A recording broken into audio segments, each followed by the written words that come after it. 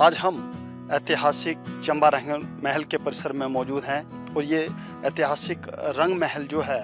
वो चंबा की जो भवन निर्माण शैली है उसका अद्भुत नमूना पेश करता है। तो साथ ही इस धरोहर को जो है सहेजने के लिए और पर्यटकों के आकर्षण के लिए जो है एक योजना 2 वर्ष पहले तैयार की गई थी। लेकिन अफसोस की बात है कि अक्सर चंबा जिला से संबंधित योजनाओं का अक्सर जो परिणाम रहता है वही परिणाम इस धरोहर को लेकर जो योजना तैयार की गई थी हैंडीक्राफ्ट हैंडलूम के द्वारा, उसका भी परिणाम ऐसा ही है। 2 साल से ये योजना अभी तक सरकारी फाइलों में दबी पड़ी है और इस योजना को सिरे चढ़ाने के लिए अभी तक जो है वो कोई भी कारगर कदम नहीं उठाए गए हैं। हमें जो जानकारी मिली है वो अपने दर्शकों के साथ हम शेयर करना चाहते हैं कि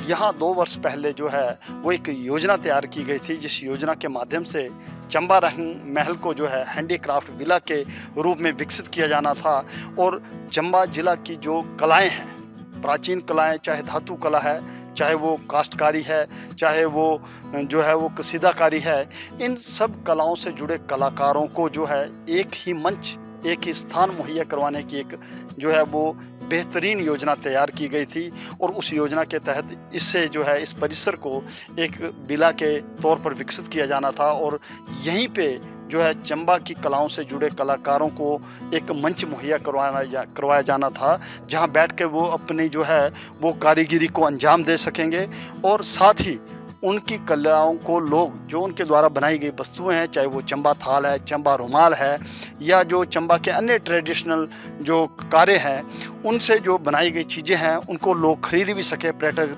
खरीद भी सके। इसलिए यहाँ पर एक बिक्री केंद्र भी स्थापित किया जाना था। लेकिन अफसोस की बात है कि ये योजना 2 सालों से अभी तक सिरे नहीं चढ़ पाई है और इस योजना की फाइल अभी तक शिमला में ही जो है वो फंसी पड़ी है। हमें ये भी जानकारी मिली है कि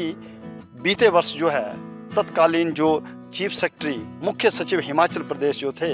वो तत्कालीन डीसी चंबा के साथ जो है वो इस परिसर में आए थे, यहाँ का अवलोकन किया था और उन्होंने भी इस भवन को जो है वो हैंडीक्राफ्ट विला के रूप में विकसित करने के लिए जो योजना तैयार की गई थी उसे जल्द से जल्द सिरे चढ़ाने की जो है वो बात कही थी। लेकिन अफसोस की बात है कि वो मुख्य सचिव हैं जो थे उस दौरान के, वो भी अपने पद से जो है वो अब चले गए हैं और जो तत्कालीन डीसी चंबा थे वो भी अब यहाँ से स्थानांतरित होकर जो है शिमला चले गए हैं। लेकिन बदकिस्मती ये है कि जो फाइल 2 साल पहले जो तैयार की गई थी इस स्थान को एक हैंडीक्राफ्ट विला के रूप में विकसित करने की, वो फाइल जो है वो अभी तक शिमला में ही अटकी पड़ी है। और जो हमें जानकारी मिली है उसके अनुसार इस विला को तैयार करने के लिए करीब 2 करोड़ रुपए खर्च होने थे। लेकिन अभी तक ना तो उस पिछले साल यानी पिछली बार की जो सरकार थी उसने कोई रुचि दिखाई है और अब जो नई सरकार है उसने भी अभी तक इस मामले में कोई रुचि नहीं दिखाई है। ये जो हमने यहाँ के लिए हम प्रपोजल जो डीसी चंबा की ओर से उन्होंने मांगा था हमसे, वो वर्ष 2021-22 की बात है। तो उसमें उस दौरान हमारे राम सुगम जी जो चीफ सेक्रेटरी है हिमाचल प्रदेश के, वो उन्होंने यहाँ पे आके विज़िट किया था और प्रपोजल डीसी चंबा से मांगा था। तो उसके बिहाफ पे हमने राइटिंग में प्रपोजल दिया था। तो उन्होंने एस्टीमेट बना के हमें इस बात की जानकारी दी थी कि ये जो प्रपोजल हम जल्द से जल्द इस पे कार्रवाई करेंगे। इस प्रपोजल में जितने भी जो हमारे चंबा डिस्ट्रिक्ट के जितने भी क्राफ्ट है, चाहे वो चंबा रुमाल हो गया, चंबा थाल हो गया, would craft, leather craft, stone carving, ये सभी क्राफ्ट को एक जगह इकट्ठा करके एक क्राफ्ट विलेज बनाने की योजना थी, जो कि रंग महल चंबा को इन्होंने सेलेक्ट किया था, ताकि यहाँ पे जितने भी चंबा ज़िला के जितने भी दस्तकार कारीगर हैं जो अपने घरों में काम कर रहे हैं,